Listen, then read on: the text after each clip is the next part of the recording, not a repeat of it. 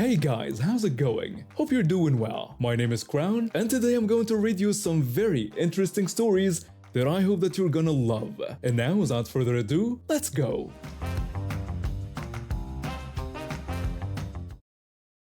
Back in 2005, my significant other and I bought our first house together. We were on cloud 9, expecting babies, settling into a cute home in a new subdivision with a freshly formed HOA. Our place was at the end of a quiet cul-de-sac and the neighbors seemed nice. Life was good. Fast forward about 3 years and everything went to hell. The economy tanked and our subdivision turned into a ghost town. Over half the homes were either foreclosed or heading that way. We stopped paying our mortgage and moved out, letting a friend who'd lost his house move in with his family. He paid me discounted rent, which I used to maintain the place even though I wasn't paying the mortgage. The HOA was struggling, common areas looked like crap and the whole neighborhood was going downhill. Junky cars and dead lawns everywhere. One house even burned down to its foundation. A few months after my friend moved in, I noticed something odd. All the cul-de-sacs in the subdivision suddenly had drip paint on the curbs. I was livid. This meant no more parking in front of our house. Anytime I needed to stop by to fix something or my tenant had guests, we had to park in front of a neighbor's house or on the main streets and walk in. I called the fire department to ask what was up with all these new fire lanes, especially since there weren't even any hydrants nearby, and their response surprised me. We didn't request any additional fire lanes or ask for curbs to be painted. What? Then who did this? Anyone can paint a curb red. It's the signage or a hydrant that makes it a legal fire lane. The paint is just there to help interpret the signage. I checked and sure enough, there were no signs. It didn't take long to figure out what was really going on. The HOA was trying to drum up more funds. Their bylaws allowed them to fine homeowners for violating safety zones if they painted curbs red and called them that. Conveniently, the HOA president lived at the end of one of the cul-de-sacs. So now her neighbors couldn't park in front of her house without getting fined. I wasn't about to let this slide. One evening just after dark, I put on a high-vis vest, safety glasses and work boots. Armed with some boring gray paint specifically designed for concrete, I painted over the entire red curb in our cul-de-sac. 3 weeks later it was red again. 2 days after that I painted it gray. This back and forth went on for a month. They painted red, I painted gray. I even added a silicone top sealer at one point. They tried a new red paint that just flaked off almost immediately. Finally, they put up a sign that read, "Safety zone, no parking." While all this was going on, our house went into foreclosure. We were working with an agency to navigate the short sale, which meant the bank would forgive what we owed as long as we turned over the house in good condition. It wasn't ideal, but it beat owing $350,000 on a house now worth only $165,000. Part of the short sale process involved notifying anyone who might have liens on the house, including the HOA. I thought I was in the clear since my dues were up to date and I had no outstanding violations. The HOA suddenly came up with a laundry list of violations they claimed hadn't been addressed for 5 months, plus fines for the delay. They said they notified me back in November, but mysteriously couldn't produce copies of these multiple notices. They only had the current one from March listing all the outstanding violations. I called them to dispute this nonsense.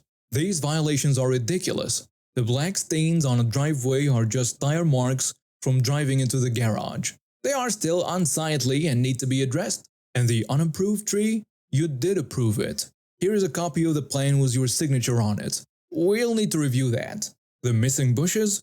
You approved the removal too. It's not my fault you don't know what you've approved. We'll look into it. And the dead tree? Trees lose their leaves and fall. It's not dead. It's dormant. Even if it was dead, how am I supposed to replace a tree in the middle of winter when no nurseries are selling saplings? You should have addressed this sooner. How could I address it sooner when you're claiming you only notified me now? The HOA kept delaying the responses, and the short sale was on a timer. If I didn't have all the legal items, payments for liens, and documents to the escrow officer By a certain date, the short sale would fall through. Then I'll be stuck owing $350,000, plus interest on a $165,000 house about to be foreclosed on. The HOA fines and fees totaled $1,955, just $45 short of where felony fraud starts. I was furious. This HOA was going to screw me one last time and I'd have to pay for the privilege. I talked to the escrow officer to see what she needed. The officer says, "We just need the money for the HOA lien, and you'll close escrow tomorrow. What form of payment will satisfy you? Money order, cash, or check? A check will be easiest for you, don't you think? If I write a check to the HOA for $1,955 and hand it to you, that'll satisfy escrow?" "Yep." "And you'll mail a check to the HOA after the documents record?" "Yes." "You'll have a check in 25 minutes. The next day I called the escrow officer from my car. "Did the documents record? Did the short sale go through?" "Yes." "I'll mail out finalized documents and any other items before close of business today." "Thank you." I hung up and walked into my local bank branch. "I need to place a stop payment on a check." "Certainly, sir." "May I ask why?" "Let's just say it's to prevent a grave injustice. The HOA never tried to collect or contact us again. I like to think they are still scratching their heads, wondering where their money went." I'm a single mom with 2 kids, and my older sister is a nurse. We've always been close, but things have been tense lately because of how she treats our kids.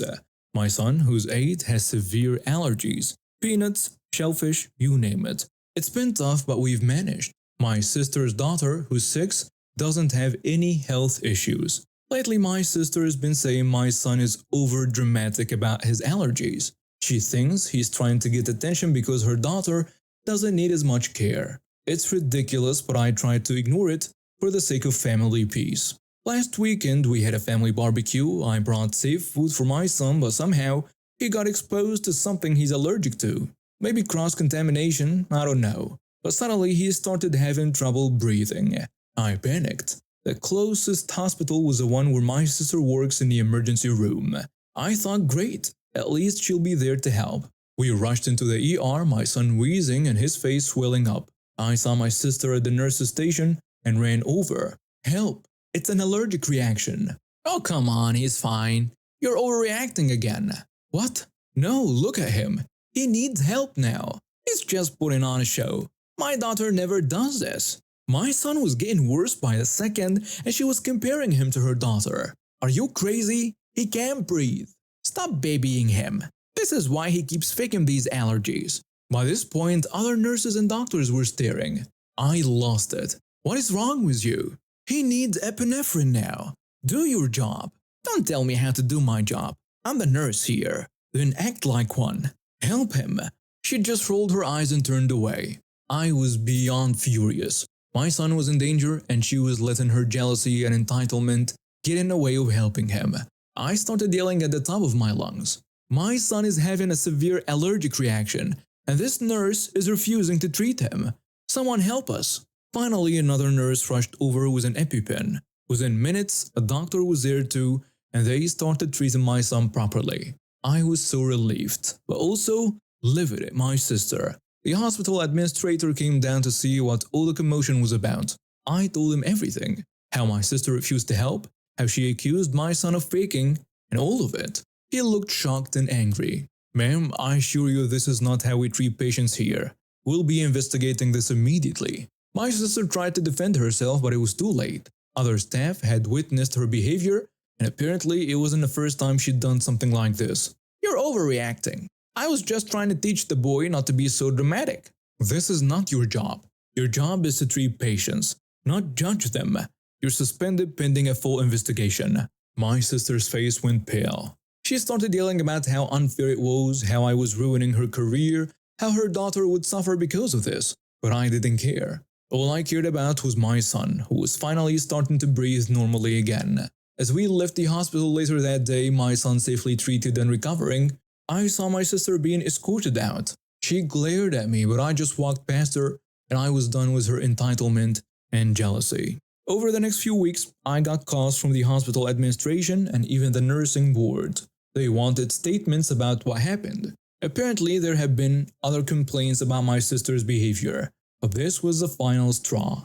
A month later, I got the news. My sister has been fired from the hospital and had her nursing license suspended pending further investigation and mandatory retraining. She tried to blame me, saying I exaggerated what happened, but the evidence was clear. My parents were upset at first, saying I should have handled it within the family. But when I asked them if they'd rather have a dead grandson or an unemployed daughter, they quieted down pretty quick. As for my sister, last I heard, she was looking for a new job outside of healthcare. Her daughter is staying with our parents while she figures things out. I feel bad for my niece, but I can't risk my son's safety around someone so entitled and delusional. It's been a tough few months, but my son is doing well. We've found a new allergist who's helping us manage his condition even better. And honestly, I sleep easier at night knowing my sister isn't in charge of anyone's medical care right now. I never wanted it to come to this, but when it comes to my kid's life, I won't back down. Not even for family, especially not for entitled family who think their kids deserve more care than others. In the end, I guess my sister learned the hard way that real medical conditions don't care about her opinions or her jealousy. Sometimes I wonder if things could have been different, if I confronted her earlier about her attitude or if I just kept my distance. But then I remember my son gasping for air in the ER and I know I did the right thing. No job, no relationship is worth a child's life. So here I am sharing this story as a warning. Entitlement can be dangerous, especially when it comes to healthcare. And sometimes the people we think will help us the most are the ones we need to watch out for. Trust your instincts, stand up for your kids, and never let anyone, family or not, put your child's life at risk. After dropping out of college due to financial struggles, I needed a job fast. The local corporate gas station was hiring and I figured it would be a temporary gig until I found something better. 4 years later I was still there, but you know what? I didn't mind. I'd worked my way up from cashier to assistant manager, and I was damn good at my job. I knew every inch of that store, from the inventory system to the complex corporate policies. My walk the store ratings were always top-notch, and I took pride in keeping our location running smoothly. When my manager announced she was leaving, I thought my time had finally come. They often used me as acting manager for other stores when needed, so I was sure I'd get that promotion. I mean, who better to run the place than someone who'd been there for 4 years and knew the ins and outs. For 2 weeks, I ran the store flawlessly, waiting for the official announcement. But then everything went sideways. One day this guy waltzed in like he owned the place. He introduced himself as a new manager. I was stunned. Excuse me? There must be some mistake. I've been running this store for weeks. No mistake. Corporate sent me. I'm your new boss. This guy knew nothing about our operations. He couldn't even work the register properly. It didn't take long to figure out why he got the job though. Turned out he was sleeping with one of the human resources ladies at corporate. Talk about nepotism. Working with him was a nightmare. He'd dump all the tasks he didn't want to do on me, even though he desperately needed to learn them, and he was such a jerk about it too. Hey, I need you to do the inventory count tonight. I've got plans. But that's typically a manager's responsibility. You should learn. Are you questioning me? Just do it. This went on for months. Our store's performance plummeted, and when we got our quarterly rating, it was 20 points below our usual average. And guess who he blamed? This is unacceptable. If this continues, I'm going to have to fire you. You can't fire me. Only corporate can hire and fire managers and assistants. Maybe take it up with him? Our store never scored this low until he showed up. Oh, he didn't like that. Not one bit. His face turned red and he puffed up like an angry rooster. You know what? I need to leave early to get ready for my weekend in Cape Cod. You need to do the huge order for the store before you leave today. It was Friday and he was clearly trying to punish me. But I just smiled. Sure, no problem. I did that order and I did it perfectly, down to the last detail. Then I went into the office, typed up my resignation letter, and left it on his desk. No 2 weeks notice, no explanation. Just I quit in my signature. Saturday morning, my phone rang. it was him. Are you really not coming in this weekend? Are you serious about quitting without notice? I laughed and hung up. He had to cancel his fancy weekend trip to Cape Cod and instead spent it working and putting away the order he made me do on Friday. Later I heard through the grapevine that corporate wasn't too happy with him. The store's performance continued to decline and eventually they figured out how he got the job in the first place. Last I heard, both he and his human resources girlfriend were looking for new jobs. As for me, I used my years of management experience to land a much better position at a local retail chain. Sometimes the best revenge is simply moving on to bigger and better things. After losing my job in marketing due to company downsizing, I struggled to find work in my field. Bills were piling up and I needed something fast. That's when I saw the ad for a local delivery company looking for drivers. It wasn't glamorous, but it paid the bills. I've been at it for about 3 months now and I'm still learning the ropes. Most of my co-workers are decent folks, except for this one woman who always seems to have a chip on her shoulder. Let's call her Karen. Today started like any other day. I arrived at the depot, ready to load up my van and start my route. As I walked towards the parking lot, I noticed the mechanic dropping off a new car. I wasn't sure where it should go, so I figured I'd ask someone more experienced. I spotted Karen nearby and decided to ask her, even though she looked like she was in a foul mood. Hey, quick question. Where should the mechanic park the new car? Wherever he wants to freaking park it. Her response caught me off guard. I mean, I knew she could be abrasive, but this was next level. Okay, thanks. I walked away not wanting to engage any further. Throughout the day, her words kept replaying in my head. Why was she so angry? Was it something I did? Or was she just having a bad day? As I finished my route and headed back to the depot, an idea started forming in my head. You see, even though we're supposed to park our vans wherever there is space, everyone has their unofficial spots. Being the newest driver, I always end up parking at the far end of the lot, down a hill. But today, Karen's words echoed in my ears. Wherever he wants to freaking park it. I arrived back at the depot before Karen. As I pulled in, I saw her usual spot empty. A mischievous grin spread across my face as I maneuvered my van into her spot. I couldn't wait to see her reaction. About 10 minutes later, Karen's van pulled into the lot. I pretended to be busy organizing packages in the back of my van, but I kept one eye on her. She drove to her usual spot only to find it occupied by my van. She hit the brakes hard and I could almost feel the anger radiating from her vehicle. Karen stormed out of her vehicle and marched over to me. What the hell do you think you're doing? I put on my most innocent face and turned to her. Oh, I'm just parking my van. Is there a problem? You know damn well that's my spot. I'm sorry, I didn't realize we had assigned spots. I thought we could park wherever we want to freaking park. Karen's face turned red. She opened her mouth and closed it again, realizing I was throwing her own words back at her. That's not what I meant. Oh, then what did you mean when you said that earlier today? I was having a bad day, okay? We all have bad days, Karen, but that doesn't give you the right to take it out on your co-workers. She deflated a bit, the anger seemingly draining out of her. You're right.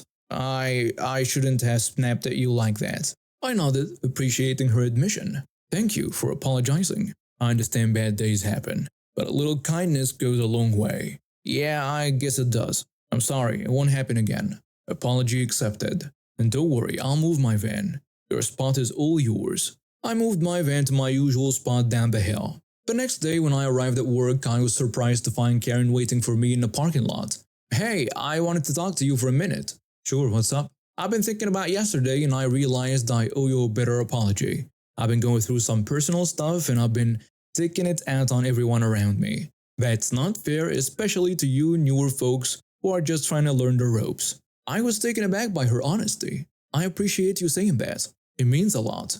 And I had an idea. Why don't we set up a rotation for parking spots? That way everyone gets a chance at the better spots, not just the people who've been here longest. That's actually a great idea. I'm sure the other new drivers would appreciate it too.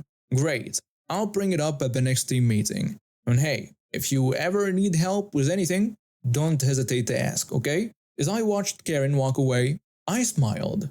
Sometimes a little pushback is all it takes to bring out the best in people. Who knows? Maybe Karen and I might even become friends someday. Stranger things have happened in this job after all. And now we have reached the end of today's stories. Thank you for watching and see you next time.